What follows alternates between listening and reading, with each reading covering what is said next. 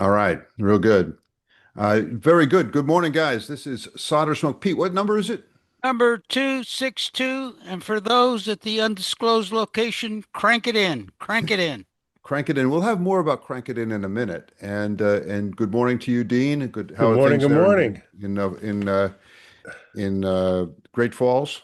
It's a cold Great Falls morning. Like I said, Oh, how is it down the road? it's okay here too. Temperature is 5 degrees centigrade. Well, there you go. All right, Pete. How are things in California? Well, they're alerting us we're supposed to get 2 inches of rain tomorrow, and 2 inches of rain is significant. I know you got to, Significant. but you got to watch it because soon you'll be talking on the air about cutting the lawn and raking the leaves. Yeah, yeah, And yeah, yeah, that's not a good sign. All yeah, right, yeah. guys. So listen, we got some good news this morning. We're over 100. I think we're at 104 on the direct conversion receiver builds around the world. And Dean and I talked about the receiver, the direct conversion receiver, to the GQRP club, which was quite an honor, actually. Pete, I know you've done it many times, but we did it, and it was great fun. We have a link to it up on the blog, and you could check it out. So, Dean, any comments on the progress of the direct conversion receiver project? Sure. I mean, we've talked about this before. I think when you and I first discussed, you asked me how many I thought we'd get. I said maybe a dozen.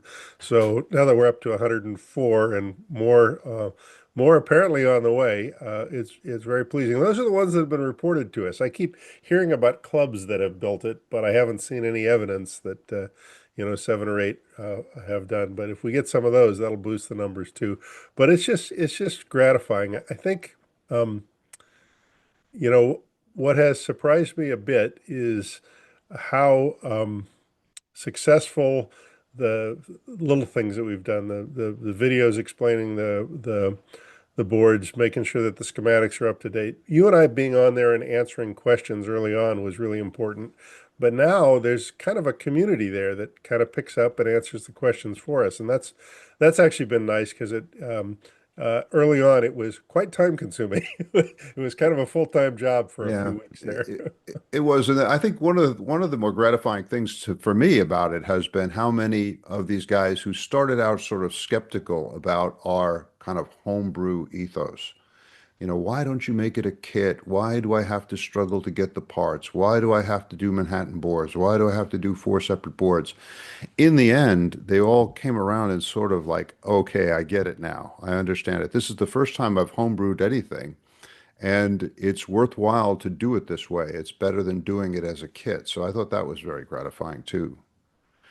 Pete, you've been sort of on the sides of this because of family responsibilities, but what are your observations on the whole thing? Oh, I think it's amazing. And you know what wouldn't surprise me is clubs will take this on, and it may show up in 4 days in May.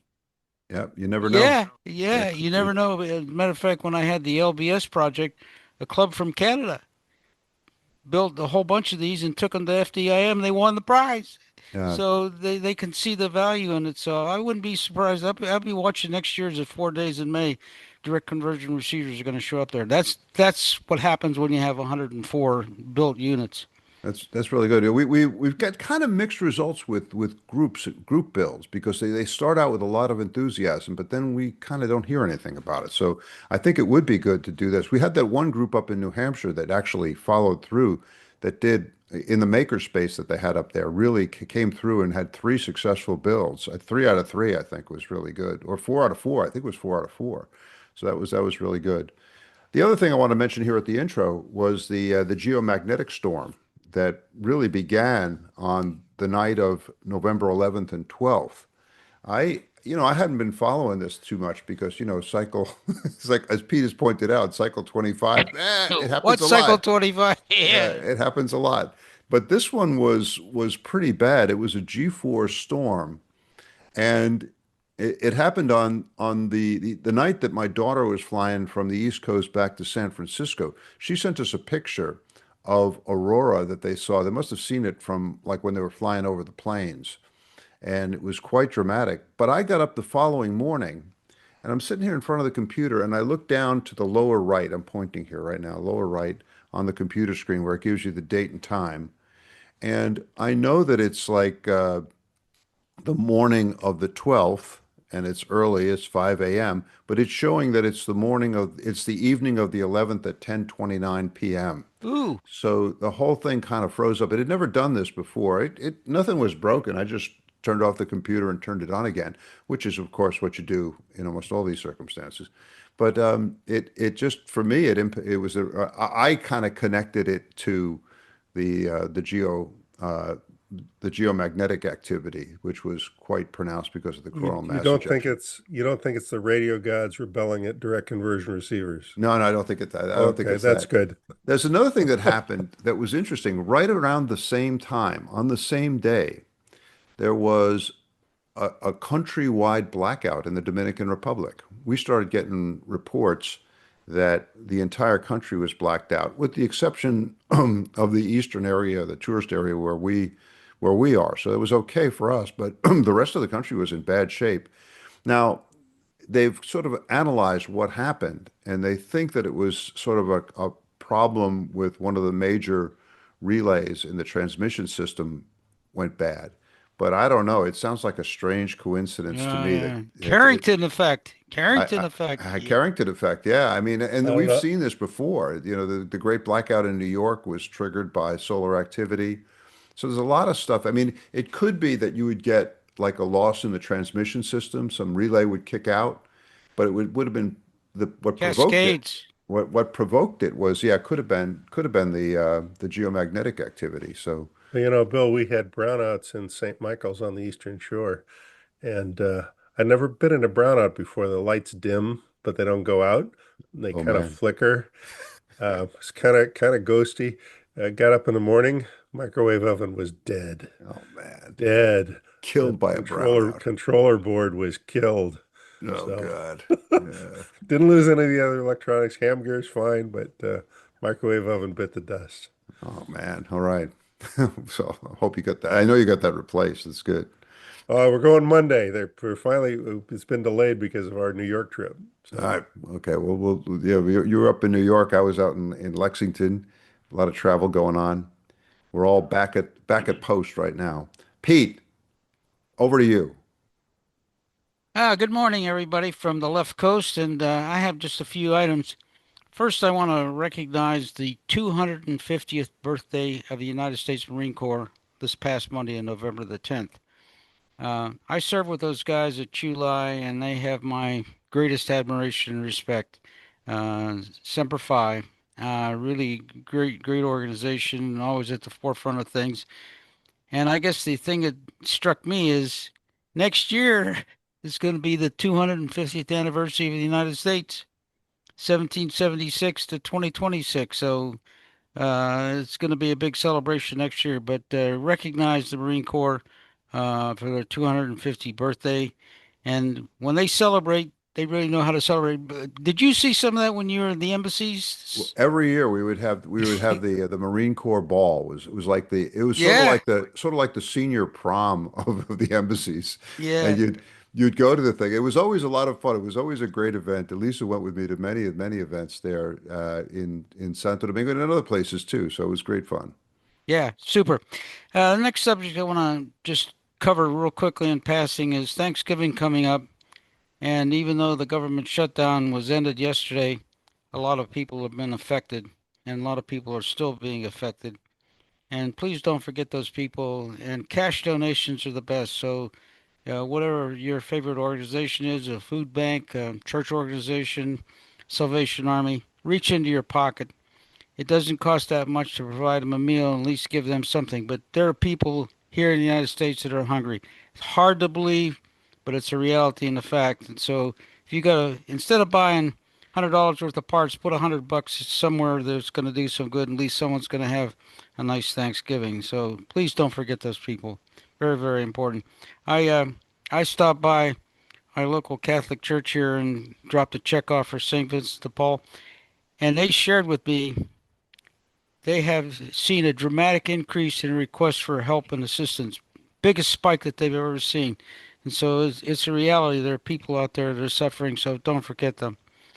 So behind me, behind me is the hybrid wireless, and this project is something that started actually 50 years ago. There's an aluminum plate in there that most of the electronics is mounted on. Was a transceiver that I started back in 1970. Didn't work too well, so I stripped all the parts off it. I kept the plate. And then about 2 years ago, I decided to try to get it working. And then finally, I said, I need to do something more with it. And I put it in a box. And it was been a real learning experience, but at the same time, it's been very gratifying to see the thing work. There's some YouTube videos on the hybrid wireless, and it really works pretty good. I mean, the receiver is very, very good, and I've had a few things that I had to deal with in technical things to deal with in the transmit part. First thing is the JF3 HZB circular dial. I had to get rid of that, and I'll tell you why. It looks really, really nice, but in the software, they used code for the SI5351 that's not normally what we use. It seems like the standard is NT7S Jason Mildrum's SI5351 code, and that seems to be adopted by everybody. That code doesn't exist in that, and it was really hard to set the BFO frequency. So when you set the BFO frequency, the dial wasn't reading right. So you had some real problems between those two, and it just didn't sound right. So I said, okay, basta. I pulled it out, and I put a nano in there, and I put the the LI 9341 display in there, and I was able to accurately set the SI 5351 correction factor, and sounds a lot better, and you get a lot better signal reports. And a few other things I had to chase down. I bought one of those 300-volt DC supplies from Amazon that was too good to be true, $29, and had that integrated in the power supply. And I noticed at low volume levels, I was hearing this noise, not atmospheric noise, but noise. And I traced it to that supply, so I pulled that out and I built a separate supply, and that cured that. And then most recently, you can read it on my blog entry today. The tube that was in there, the 12GE5, the final, uh, I had it biased a little too high because I was trying to get more watts out of it, so I had it right on the leading edge. And I did so much tuning with the thing that you could start to see the performance of the tube was going down. So I put a second tube in there. That's when I discovered that the first tube accidentally was good enough with regard to its specs to not create a problem with regard to neutralization. So then I was noticing that when I put the second tube in there, I was looking at the output, and every once in a while on voice peaks, you'd see this hinky little thing appear, burble appear on the output. So I said, you know what? I bet you I need to neutralize this thing. So I added some neutralization, and that solved the hinky looks on the display. And the other thing too is now the bandpass seems to have flattened out a lot. So there's much to be said for neutralization. So if you look at my blog entry for today, you'll see about neutralization and why you want to do it and how you go about doing it. And it was very successful. So I'm going to be doing a little more testing on that.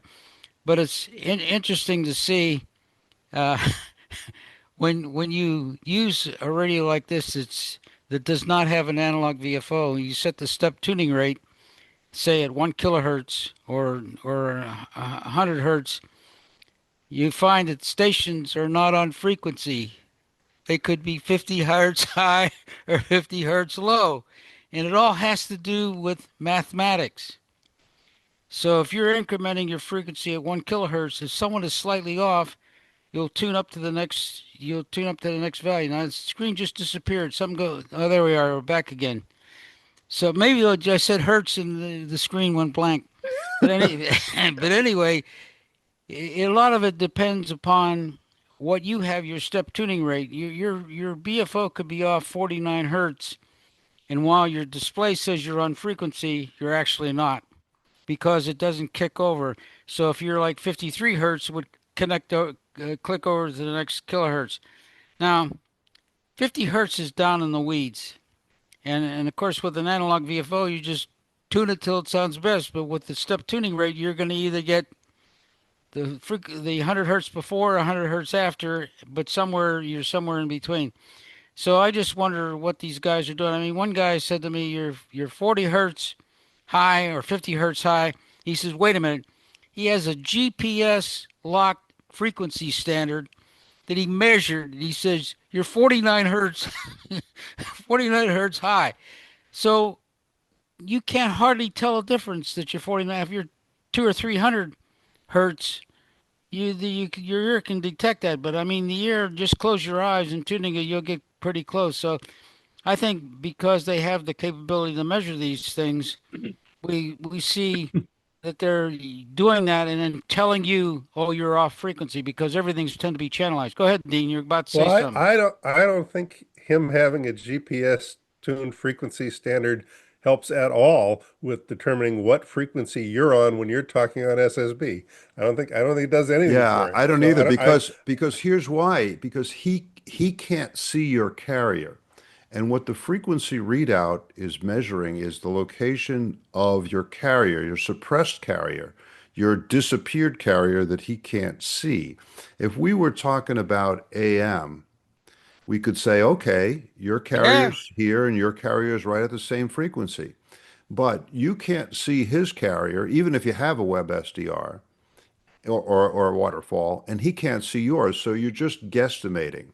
And because I have the same problem with my analog VFOs, but so the problem exists with analog VFOs also, because I have a digital, I have one of these cheapo PLJ uh, frequency counters in there, and it only registers down to 100 hertz. So when I have it set at 14.253.0, it could be anywhere within 100 hertz of there, right? It Yeah, could be yeah, at the yeah. high end or the low end. But I had a guy, and Pete, this just came just on the heels of your being told that I think you were 50 hertz off. I had a 49. guy 49. I had a guy come back to me and very, very confidently say, well, that homebrew rig sounds okay, but I think you've Oh, got some problems with it, old man, because, I'm showing you, actually said 30 hertz off, 30 hertz. So I went back to him and I said, how do you know that I'm 30 hertz off? Because I said, because I don't really know what your voice sounds like, and you don't really know what my voice sounds like. I said, I'm tuning you in pretty much by ear, and I might not understand. Your voice might be higher or lower in pitch than right. I imagine. This brings me back to an article that appeared in one of the radio magazines about the old sideband dinners when sideband was new. And they talked about how guys would laugh at the dinners when they would meet somebody that they had been talking to on the air on single sideband for a long time. And they would laugh and they would say, "Oh man, I always thought you had a lower voice than you have, or I always thought you had a higher voice," Right. because they were not tuning it in precisely. Now, one other comment about this. When this guy told me that I said to him, "How do you know?" And he said, "Oh, well, I have headphones." Okay. Okay, great. Okay. But I said I wasn't going to argue with him on the air or anything. But afterwards I did an experiment, and I went to a web SDR, the NA5B that's owned by Mehmet, which is right here in Northern Virginia. And I went to 20 meters. This was before the geomagnetic storm. 20 meters was still functioning. And I tuned in some signals, and I knew that these guys were on the integer increment of the signal. They were on 14.253. Boom. So there they were, and I could see them. And also, a lot of these guys were modulating right down to the carrier frequency. In other words, they were not paying attention to the don't waste your energy on 0 to 300 hertz. They were going right down to 0. So Gotta I, have I those lows. Got to Gotta have have those those lows. Yeah, lows. I know. But anyway, I was able to say, okay, this guy's at 14.253, and I'm listening to him on the web SDR, and I can understand him just fine. So then I go ahead on the web SDR and I tune up 30 hertz, and I say, can I notice a difference? I can do that on the web SDR in a way that I can't do on my homebrew rig, because I could just set it at 14.253.030. Okay, there it is, 30 hertz up or 30 hertz down, 30 hertz down from that. I could not tell the difference. I went to 50 hertz. I couldn't tell the Yeah. difference.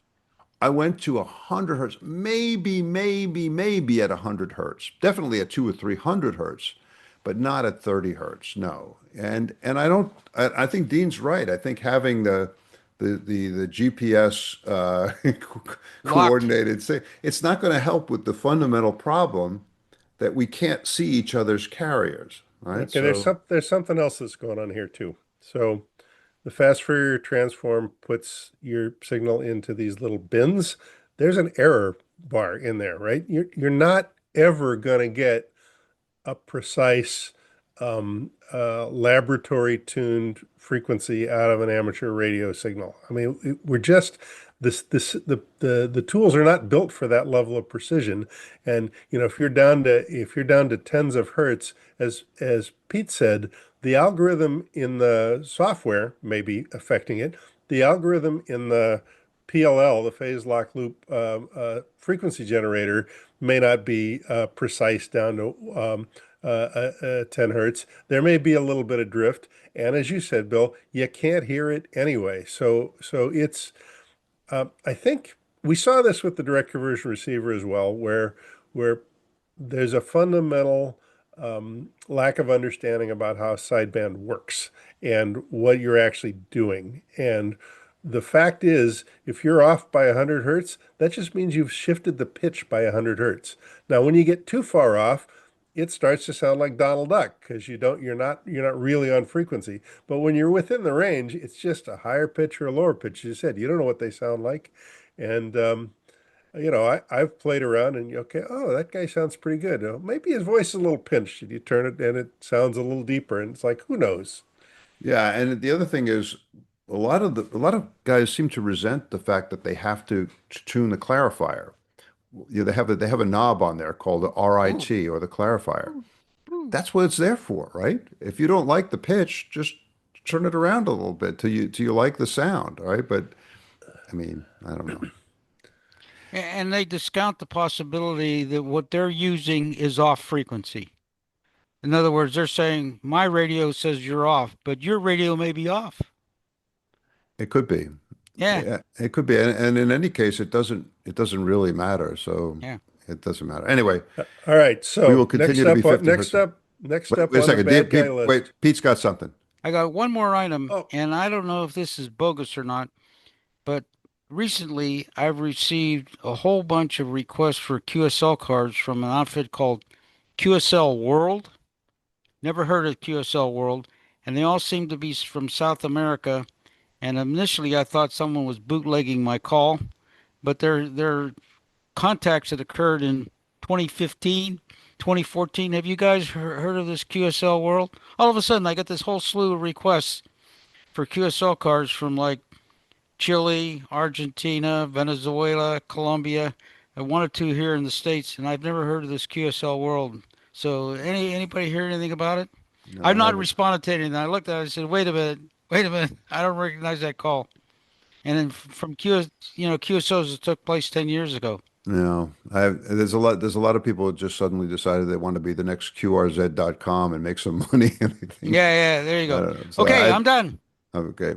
Dean, tell us about the 100-watt amplifier. Let me start out by saying Dean has stepped into the breach here. He has done something that Pete and I have really not dared to do, and that is build a solid state 100-watt linear amplifier. I've not done okay. it. I've always chickened out. I always end up going with the CCI kit. Per- Pete, I don't think perhaps you've I done it either. perhaps I should have chickened out. I don't know. But you didn't. It's So been you months. have our admiration. But go ahead, give us a tale of woe here. Well, while I'm Dean. talking, if you enable sharing, I'll put up the picture of the thing of beauty itself. Hold on. Um, um, yeah, so this has been a real journey. Okay, you've started screen share. Now you're sharing. You need to enable sharing. We don't need to see your Google screen. I don't Bill, know. you got to hide your search history, man. So um, Hold on. it's Let's been a see. journey. I mean, MOSFET amplifiers are um, intuitively simple to understand. They have an input circuit, which you have to match some impedance with some transformation. You got the bias circuit where you set the bias of the transistors.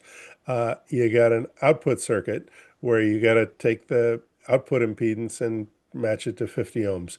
And that's it. And if you look at schematics of MOSFET amplifiers and you strip away things that are not necessary for the basic amplification, like a lot of them will have, all kinds of SWR protection circuitry in them, or they'll have some will be self-biasing, or they'll have temperature compensation. But if you strip all that off of a schematic, they all look basically the same. You got a transformer, and you got two MOSFETs, and you got a transformer, and you got the output, and everything else is so they seem simple, right? They seem simple, but there is a danger in that simplicity. We get a lot as homebrewers who have been working on the cheap with IRF 510s. We get certain habits built into the way we build amplifiers. So if an IRF 510, for example, if you push the bias up to say a little over 4.5 volts, poof, the thing will just smoke on you. So it's very sensitive because it's a switching transistor. It's not really an RF amplifier. So that has been in the back of my head. Be careful. Don't smoke these transistors. And I think you these could trans share. I think you could share now, Dean. Okay, and these transistors that I am using are not cheap. They're $50 a piece. They're RF transistors. Uh, um, they're Mitsubishi 100 watt transistors. So I don't want to smoke them. I did smoke one early on from some dumb construction, and I had just a lot of problems when I first built it. It had kind of worked pretty well up to about 14 megahertz, and then it just kind of died after that. And as I reported last time, I was just struggling and struggling with it. I got some advice from many people who are vastly more experienced in building these kind of things than I am. One of them was, well, you're never going to get it working on a Manhattan style. You're going to have to go to a manufactured PCB with multiple layers and all of this kind of stuff. Another one was, well, your leads are just too long, everything's too long, or you're not using RF capacitors in the right places. Um, Allison, KB1GMX, was very helpful. She looked at the design. She recommended that I go back to Mitsubishi's reference design and build it as close to that as possible. She made the good point that they built it and they showed you a picture of it, and theirs works and yours doesn't. So there's got to be something going on there. And that was helpful. I even got help from none other than WA2EUJ Jim Veach. And Jim Veach has won the ARL Homebrew Challenge at least 3 times for his design of amplifiers. And he was gracious enough to hop on a Zoom call with me and walk through my amplifier build and give me a whole bunch of hints. And largely as a result of his and Allison's guidance, I rebuilt the amplifier from scratch. And what you're seeing now is the rebuilt amplifier. The prior build had the red DC wires that you see out there. It had traces on the board where the DC was running all around the board. Jim made the point that that was breaking up the ground plane of the board. Further, he recommended that I really ought to put the ground so where you can't really tell from looking at this from the top, everywhere there's a ground lead, it's actually drilled through and soldered on the bottom. So the bottom is a complete uninterrupted ground plane. So now we have a much better ground plane. Allison recommended that I solder the transformers directly to the PCB rather than use leads. So you'll see they're sitting right on there. And those transformers are commercial transformers from Communications Concepts, the same one that Bill, you use in your CCI amplifier, and Pete. So I've got the right transformers in there, and they're soldered down. So the leads, particularly facing the transistors, are really short. The feedback circuit, which goes from the drains to the gates, I have now the resistors and the capacitor directly on top of the transistor, so they're no longer. So you'll see in the significant RF sections of this amplifier, there's no long leads. There's no place for very little few places for interference to creep in. Um, those were kind of the big physical changes I made as I rebuilt this amplifier. It certainly looks cleaner now, and it's easy to see. But you know what? It still wasn't working. It was incrementally better, but it was not working at at 28 megahertz. And people say, "Oh well, the performance always falls off at 28 megahertz." No, these are um, transistors that are designed to work well beyond that. And the demonstration circuit for Mitsubishi works. They have all the data published on their demonstration circuit. They're not using any more complex components than I am. And one of the things that Allison suggested is that I put surface mount caps, RF caps on the output transformer and on the drains to ground. So you could probably see at the transistor end of the uh, output transformer, you can probably see the surface mount caps that are soldered there. And I had noticed that they had done that in the Mitsubishi design. So I tried to do all of those things. But at the end of the day, those were not the things that were significantly affecting the amplifier. The thing that was significantly affecting the amplifier was my fear of having the bias too high. I had these amplifiers work well when they're biased closer to an amp, and I was biasing them at 400 milliamps. So I had the bias low, kind of barely conducting. And what happens when the bias is too low is the MOSFET transconductance varies with the drain current. So if you have a higher bias current, you have a higher transconductance, you have a lower input impedance.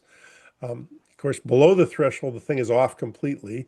Above the threshold, you have higher transconductance and lower input impedance. So you can see, if you think about it from that point of view, that having the bias set in the right linear range of the amplifier is really important in order to get it to work properly. Because otherwise, it's not operating at spec.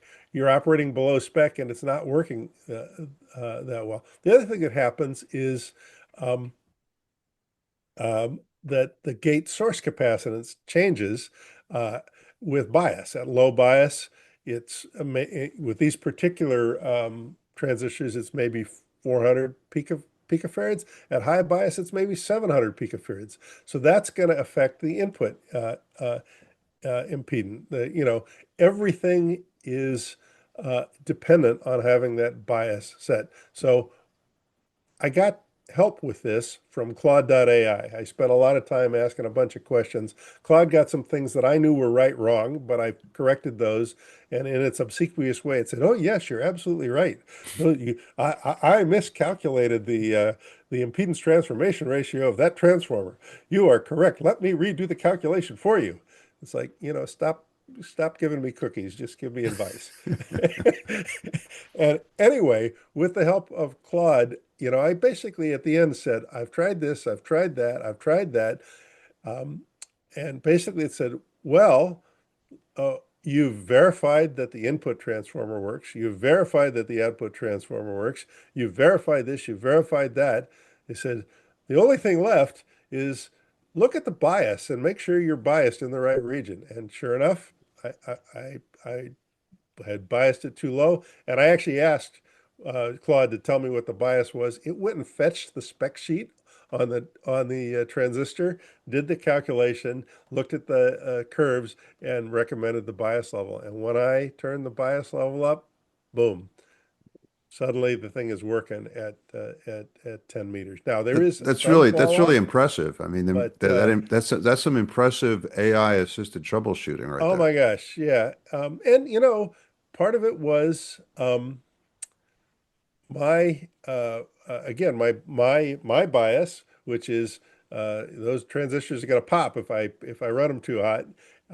And the other issue was, you, when you're troubleshooting, you know, you you don't think about those things that are quote working, right? So if it's working, you're not thinking about it. But the truth is it wasn't working.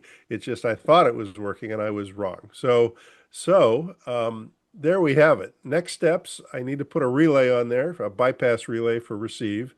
It's sitting on top of the box that it's going to go in, and the box is perfectly sized. I've been thinking about how to mount that heatsink to the bottom of the box. I think I'm just going to use some little angle brackets screwed to the heatsink and screwed to the bottom of the box.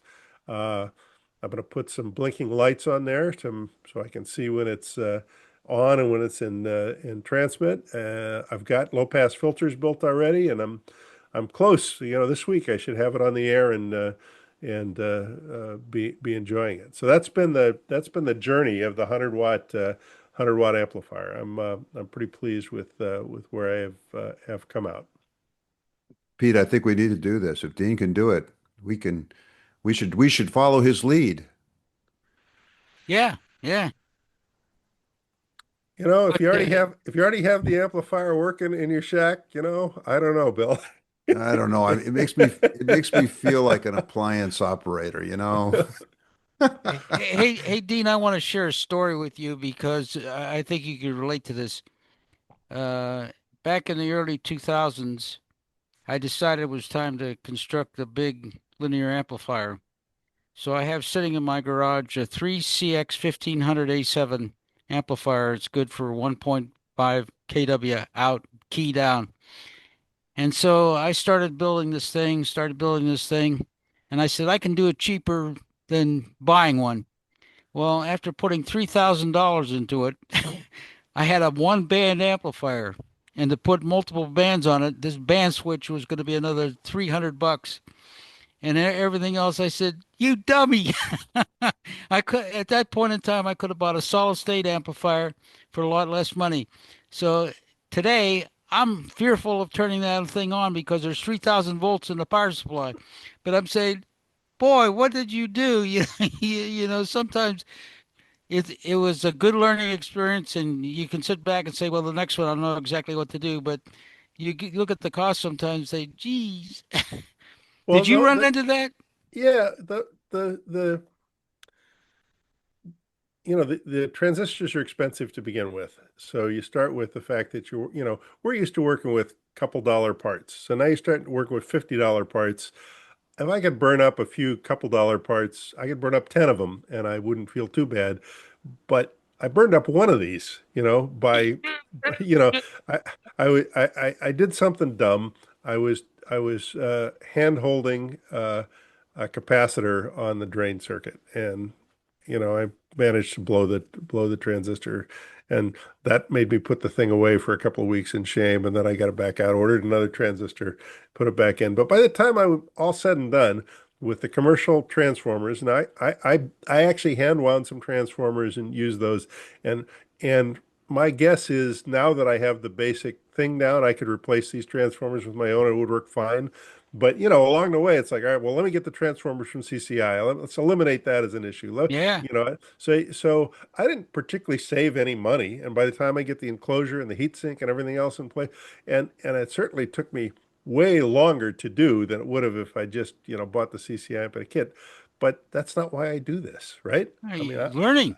yeah, I did this because I wanted to learn and I wanted to understand and I wanted to continue to improve my technical skills and my building skills. I'm not a trained RF engineer or an electrical engineer. As I think everybody knows, I'm a software guy. And so a lot of this, in the last 5 or 6 years has been brand new to me. And so, I take some satisfaction in knowing that I have Oh built yeah, this thing and I, absolutely. No, you should and take I a lot and of I understand it satisfaction. now. Congratulations. It's a real triumph, and I'm not kidding when I think, well, we should move into the homebrew solid state amplifier world. There you go. There you Pete. go. Well, there's a Facebook group, RF amplifiers, power amplifiers, but these are I want to say they're CB guys who are building, way illegal amplifiers. I mean, many, many thousands of watts. They And so start at 2.5 kilowatts. I went on there to ask for some advice, and I started looking at what they were building, and I'm like, they're going to look at this and they're just going to laugh at me. And I'm like, all right, I'm not even gonna enter their realm. Well, there's something to be said for not entering the realm of 1.5 kilowatts or kilovolts. Right. Holy cow. You know, boom. I don't know. A solid state, I think, is the way to go. Anyway, congratulations, Dean. Thanks for sharing Nice that with us. build, nice build. I was really looking at your board very closely, and I just wonder if your original prototype amplifier, if you'd up the bias, would it have worked? I suspect it would have, but it's all disassembled now. So, and Yeah, I'm not gonna put it back together to test it. yeah. And three cheers for Claude. That's a pretty good troubleshoot assist there. That's good. Yeah, it's of the AI assistants. It is got a recommendation. It's got the reputation as being kind of the best for technical subjects like this. Or among the best. It was started by the guys at Anthropic that spun out of OpenAI. Well, when you mentioned the troubleshooting procedure, it brings to mind the book by Jim Pease that was recommended to me. I'll mention it in the mailbag. But one of the points he makes was that very often during a troubleshooting process, there'll be a list of things that couldn't possibly be causing the problem. And usually the problem will be in that list. So they don't look at those things because, well, they couldn't possibly be causing the Yeah. problem. So there seems to be, That's exactly what I was trying to say, Bill. well, good for Jim Pease. All right. And good for three cheers for Claude and three cheers for you, Dean. Hey, Pete, what you got something else? Shameless Commerce Division. That's right. That's what time it is. It's time for Shameless Commerce Division. And we got to mention mostly DIY RF up there in the Silicon Forest of Portland, Oregon. Todd is toiling away up there, and all kinds of good offerings from the mostly DIY RF site.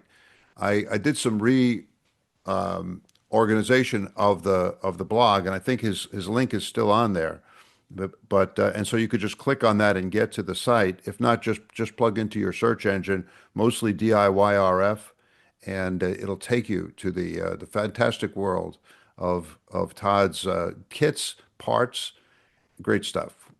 Anyway, the other thing I would ask everybody to do is become a SolderSmoke patron. We, we've been kind of under the gun here, and we'll talk about this. We'll talk about our NIM status here in a little while. But we're kind of under the same gun that a lot of people in the internet are under because of things like AI. I mean, there's good and there's bad.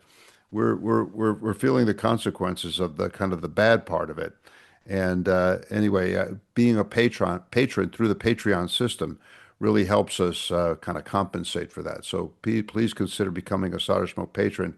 And then finally, buy stuff through the Amazon link on the right-hand column of the SolderSmoke page. These kinds of purchases bring us what we've come to call Bezos bucks, right, Pete? Bezos bucks. He sends us a small portion. So if you want to buy something, especially if you're going to buy something really kind of expensive, A a McLaren. Lamborghini. Go Italian, buy a Lamborghini. Yeah. And anyway, or a big expensive spectrum analyzer or something like that. Do that. You could buy it through the Amazon site. Just click on the link, then do your shopping as normal, and we get a piece of the action from that. So thanks very much for doing that. Hey, Bill, I've been having a little fun calling it Bozos because it's a combination of Bojack and Bezos. I caught that. Yeah. I think we've all become skeptical about Bojack. Yeah. I find myself reaching into the parts bin every once in a while and discovering, wait a second, they're Bojack. I don't know. I don't know. All right, so now it's my portion. I have up on the blog page, on the SolderSmoke Blogspot page, and I'll put it on. I don't think it'll show up in the show notes, but if you want to take a look at that, there's a calculator online that tells you where your antipode is. Where's the place on the Earth that is exactly on the opposite side? And so I plugged in my Virginia location, and it gave me the antipode, which is somewhere to the southwest of Western Australia. That bottom tip, that bottom corner, you'll see it on the blog. That is as far as I can go. And if we go any further in that direction, we're coming back around the other side. It's about 12,000 miles away. So I don't know. I kind of get a kick out of working stations at that location. I know if we go long path to South Africa, for example, it's a lot longer than short path to South Africa. When you're out there at the Antipode, there's no real difference between long path and short path. It doesn't matter. But I've been getting up early in the morning and working VKs. I especially like working the VK6. I talked to VK6 Alpha Charlie Fox, Charlie, and he's Alpha Charlie Fox. His name is Charlie, and his distance, according to QRZ.com, is 11,629 miles from me, which is, I think, pretty good. He might be the most distant station that I've worked. I mean, if you look where the Antipode is, it's way out there in the middle of the ocean. And the closest land station is probably where Charlie is, 11,629 miles. I've also, and this is before the geomagnetic storm, been picking up some really interesting South Pacific stations. Echo 51 Mike Whiskey Alpha. You know, Dean and I were joking. We were talking to Echo 51 Juliet Delta Jim down there in Rarotonga regularly. You get up early in the morning, Jim is there, and it was always a great pleasure to talk to him. But I was surprised one morning. Do you have your war award, Worked All Rarotonga? I'm in the running for the Worked All Rarotonga Award, but this is an expansion of that. The Cook Islands, Worked All Cook Islands Award. So a D-Expedition showed up there, and one morning I heard the Echo 51 call sign. I figured, wow, somebody is on Rarotonga. No, Echo 51 Mike Whiskey Alpha is in the North Cook Islands. Jim is in the South Cook Islands, you see. And the North Cook Islands counts as a separate DXCC entity. So I talked to them and managed to work them. Also worked Fox Whiskey 5 Kilo, which is on a really bizarrely named place. I don't even have it in the notes here, but you guys can look it up. It sounds so strange. It sounds even rarer than Rarotonga. Anyway, all of this has been done with homebrew SSB transmitters, and that sort of adds to the kind of the attraction of doing this. It's kind of fish in a barrel when it's FT8 using an ICOM 7300. Okay, but it's a different story when it's a homebrew rig in a wooden box and you're using it to talk to Fox Whiskey 5 Whiskey or Echo 51 Mike Whiskey Alpha. So that's been a lot of fun. I want to follow up with something that I mentioned from the Dominican Republic when I was down there. I mentioned that I was hearing an FM broadcast station from Puerto Rico, where our location in the Dominican Republic is on the eastern tip of the island. So Puerto Rico is only 100 miles away to the east. And so I was hearing WIDI at 99.5 FM. It's kind of an oldies rock station, so I kind of like the content. And it was coming through quite strong all summer. And so it actually caused me to wonder whether this was tropo or whether this was just, kind of refractive line of sight. And no, I think it was tropo because a tropical storm moved through the area. And I noticed that when the tropical storm went right through the Mona Passage, the signal almost completely disappeared. It was significantly down. So that's for me an indication that it is tropo. But this made me think perhaps I can kerchunk the Puerto Rican repeaters on the western portion of the island of Puerto Rico from the Dominican Republic. So we're going to be heading back down to the Dominican Republic in December, and I'm going to bring with me some 2-meter gear, some 2-meter FM gear, including an amplifier, and I might get a directional antenna and just aim it out over the water, aim it at Puerto Rico, and see if I can work some Puerto Rican repeaters on the other side of the Mona Passage, which would be fun. What do you think the distance is? It's 100 miles. 100 miles. That's tough. So yeah, but if I'm listening to the broadcast station and he's like full quieting, like all the time, and there's a tropo path there. Yeah. I'm You thinking got, that I'm not going to do it line of sight. I don't think yeah, so. yeah, But I think if there's a tropo path, I should be able to do it. So that makes sense. we'll give it a shot.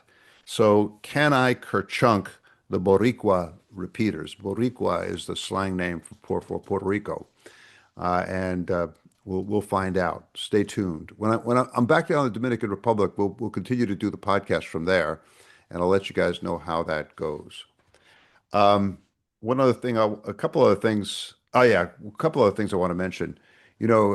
Dean has accused me of being obsessed with mixers, and this is an obsession that has lasted for many years. Only because it is true. It's true. It's true. I admit it. I do, and I think it goes back to a desire on my part to answer James Clerk Maxwell's boyhood question. What's the go of it?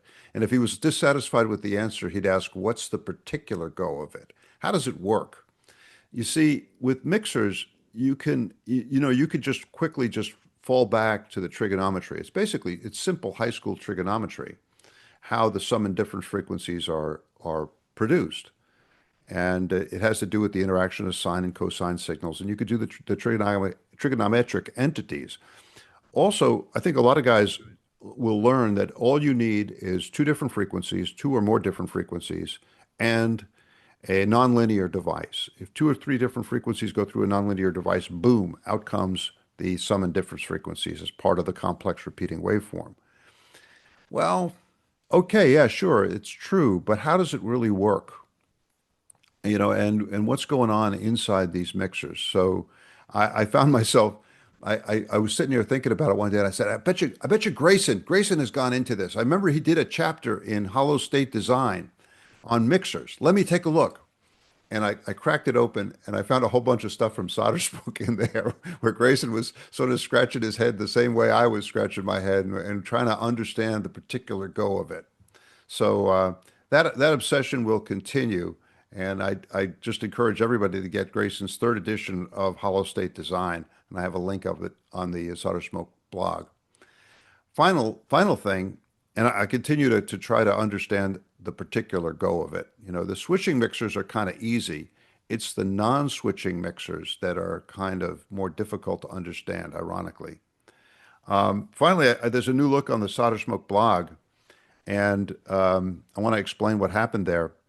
For years, since 2018, since we established the blog, since 2008, since we established the blog, we've used the same template.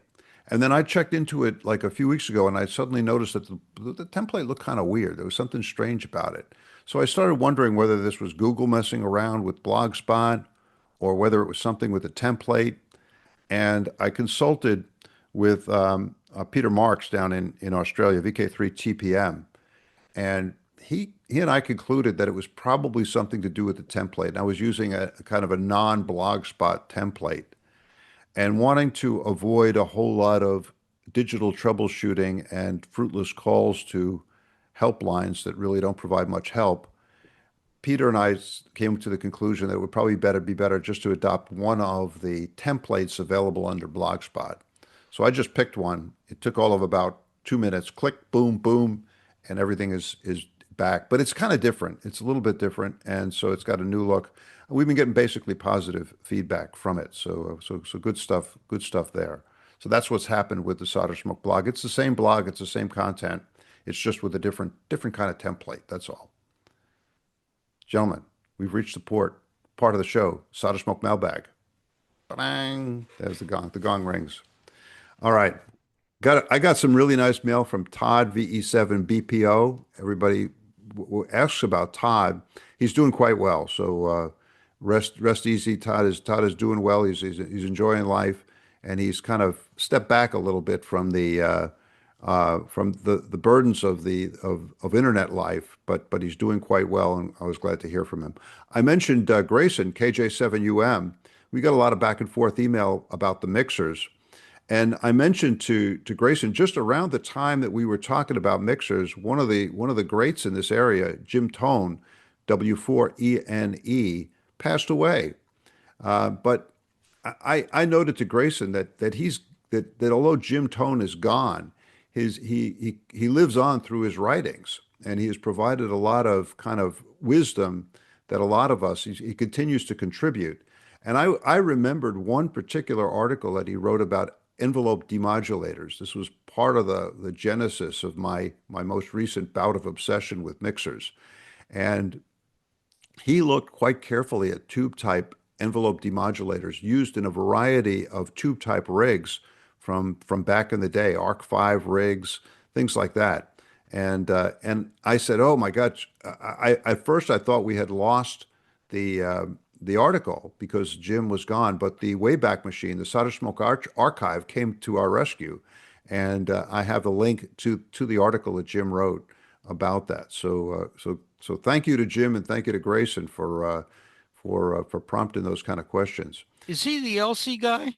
He's the guy who developed Elsie. Yeah. Yeah. And people wrote in and they said, it's not too late even also through the Wayback Machine, through the Internet Archive, you could still grab Elsie too, which is an important piece of software. So I think it's useful and it's important to do that.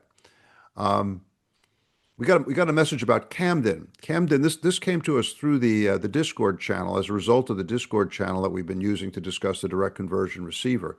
Camden is a 23-year-old blind ham, and he's looking for some homebrew help. I think he really wants to build a direct conversion receiver, but it must be an enormous challenge to build it, when you're blind. It's hard. It has been done.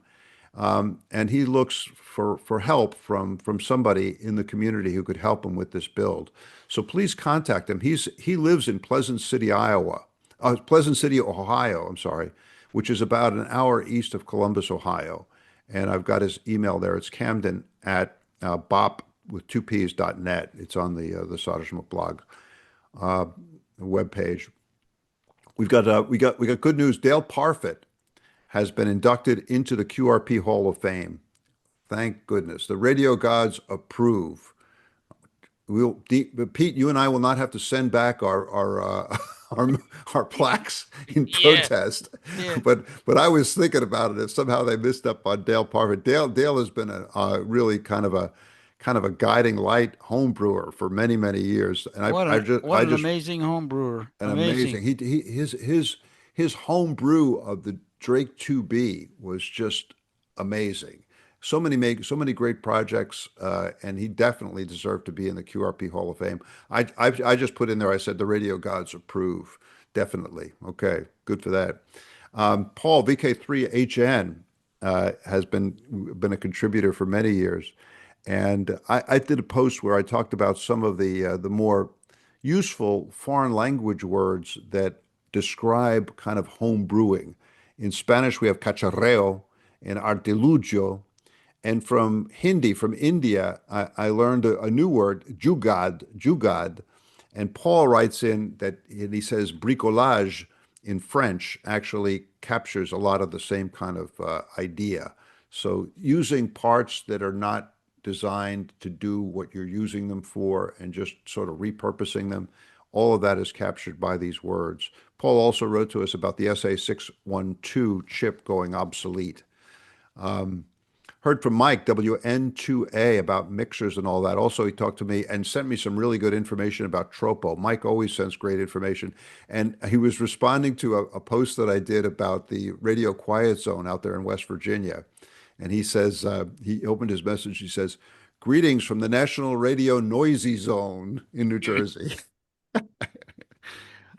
Peter Marks, VK3 TPM. I mentioned that he gave me some help with the SolderSmoke template. Peter has also been doing some great work with the SolderSmoke voice,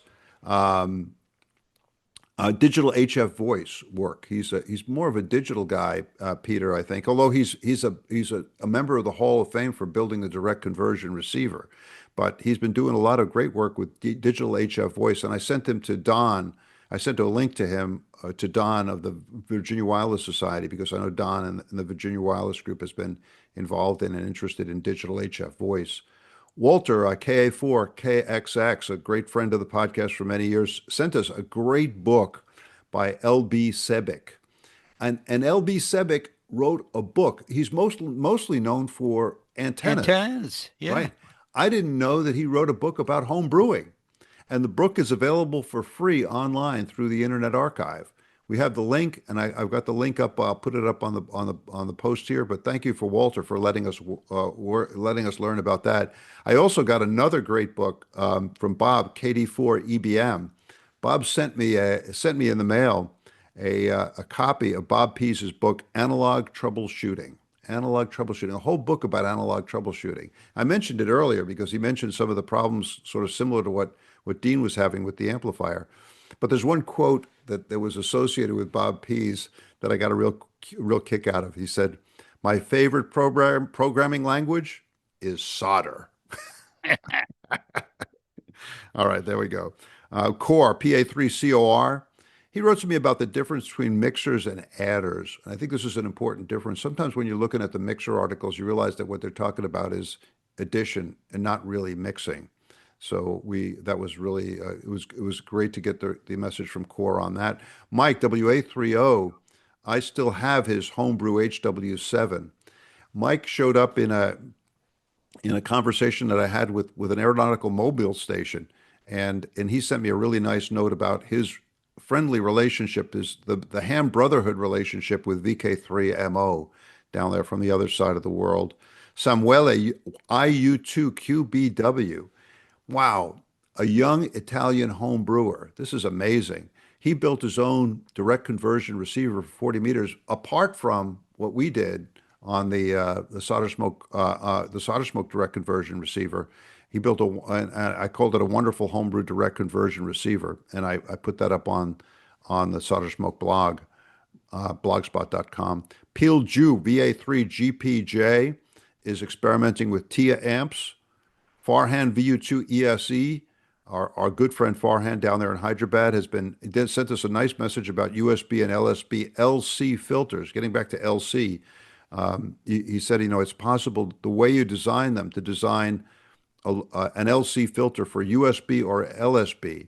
And I kind of have done that basically on Farhan's advice when I was building the bandpass filters for some of the dual band rigs that I've used. I just wonder if what he's saying might be applicable to crystal filters also, which would be interesting. He wrote about LC filters, but I'm thinking that the same kind of thinking might be applicable to crystal filters too. Hey, Bill. Yeah. Bell Labs, when they first were looking at single sideband for telephone communications, the filters were LC for Really? single sideband. Yeah. Bell Wow. Labs. There you First go. but it was low frequency. Low frequency. Well, I think about my Drake 2B, which is a good sideband receiver, but it has no crystal filters in there. They're all LC filters. They take it down to 50 kilohertz, and then they do an LC filter down there at 50 kilohertz, which is pretty amazing. Roger Papa Alpha 1 Zulu has sent us a number of great videos. I mentioned Captain Mike KX4WC. He is an airline pilot who is frequently on aeronautical mobile, and I recently caught him from going from Chile to Panama. Mike WA30 and Ian VK3MO, who I mentioned earlier, were on that contact. So great stuff.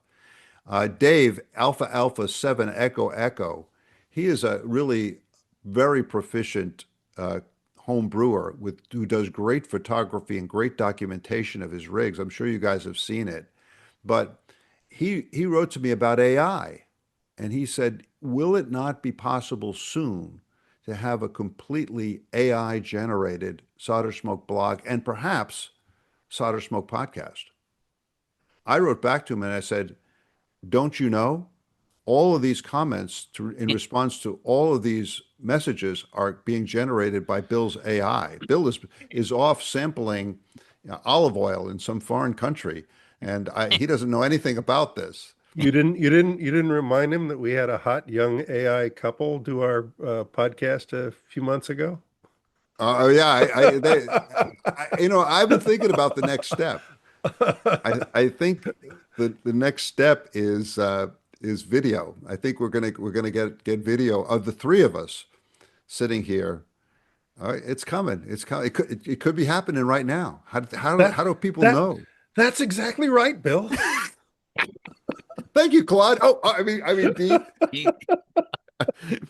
But I was thinking about Dave.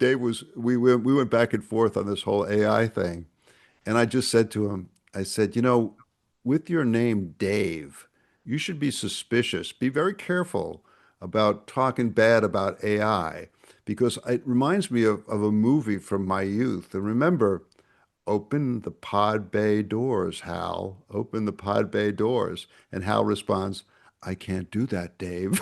I'm afraid I can't do that, Dave. Yes. All right. Pat W3RGA heard my 1 watt HI7 beacon. Thank you, Pat.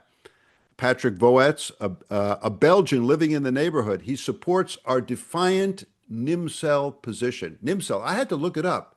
NIMCell stands for Niche Internet Micro Celebrity. That's what we are, guys. We are NIMCells. All right. Okay. All right. Not a lot of enthusiasm for that, but we're defiant. We'll stand up against the outrageous slings and arrows of AI. When I talk to people about our dozens of subscribers or hundreds of subscribers or maybe even 1,000 subscribers, and they'll say Taylor Swift has 2.4 billion. I'm like, all right, forget I it. know Ariana Grande. I didn't even know who she is, but she does. She gets millions of views. Anyway, Yeah. but we'll stick with this. We're dim Hey, hey, cells. hey, Bill, I want to share a snippet of a QSO that I had. I was looking to get some signal reports on the hybrid wireless, and I heard this YL net group finish for the day. So I called the net controller. I says, M6QW, could you just take 2 seconds to give me a signal report? All of a sudden, this voice breaks in and says, "Oh my God, we've got an IMCell celebrity on the air." I tell you, Yeah, I said, it's "What?" got some perks there. Yeah, Perks there, Pete. yeah, yeah. All right. All right. We also heard from Will Harris, KI4POV, another esteemed homebrewer. He was asking about whether he could use 75 ohm coax instead of 50. And I just said, give it a shot. But Pete told him how the right way to do it was. So that was really good. Finally, and I know Pete will be glad that we mentioned this here. Brian Moses Hall, K8TIY, who is the father. I didn't realize that Robert was so young. He's the father of Robert, of Crank It In Robert fame. All right. So at the beginning of each show, Pete has been saying, Crank it in, Robert, crank it in, Ralph. So we got Crank It In Robert. And we have a video of young Robert. And in the video, he appears with his dad at around the 45-minute point. He's quite young. So Robert must have been a little guy Yeah, he's when this all started, but he was demanding that we crank it in, and we did. And so thank you to Moses, thank you to Robert, and we'll be sure to continue to crank it in, even though we remain NIM cells. Guys, that's all we have right now. I think we Hey, better hey, I had one go ahead. little input based on the letters WA30. Yeah. Mikey, you need to visit his website if you haven't done that as Oh yet. man, it's amazing. He homebrewed a water cooled solid state amplifier. Water cooled. With nothing but a drill press. Yeah, yeah. And he just drilled down into the thing and he built it. That QRZ page from WA30, definitely check it out because the whole water cooled thing is just really cool. Dean is doing it right now. I tell you, I could see the lights flashing in his face. Water cooled. Why didn't Claude think of that? Yeah, yeah, It's yeah. exciting. Yeah. Yeah. All right. I'm into the water cool stuff too. I And listen. he's I from wasn't gonna. Pittsburgh. I'm sorry. He's from Pittsburgh. Mikey. Listen, I sort of related to this. I was telling Dean about it. I wasn't going to mention it in the podcast, but the guy came and fixed the motor on our washing machine. All right. And he left behind, he discarded the old motor, which was perfectly fine. So I managed to get it going, and I have a motor here from the washing machine. Oh, it's great fun. I don't know what to do with it, but I love to get it spinning. Great fun. You can spin your hex beam even faster, Bill. I'm looking at this water cooled amp. It's got folks, you have to pull this up. It's got a cylinder of red liquid on the front going through a pressure regulator into this thing. It looks completely ridiculous and high tech and crazy. All right, look, Yeah. you can see in the picture here. Look, I've got my finger pointing right there.